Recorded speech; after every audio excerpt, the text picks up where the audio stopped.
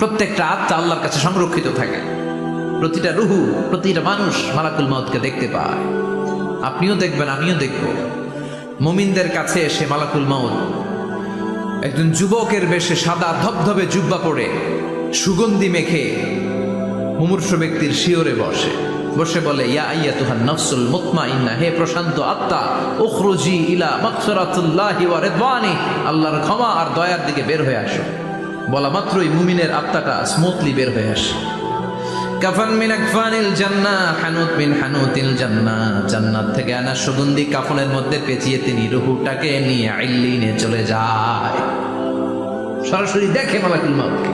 আর যারা ইসলাম বিরোধী, কোরআন বিরোধী, তাদের সামনে এসে মালাকুল মউত ত্রাস সৃষ্টি করে। আগে ধমক, মালাকুল মউত এসে কাফের, নাস্তিক, মুশরিকদের সামনে এসে এরকম একটা ত্রাস সৃষ্টি করে।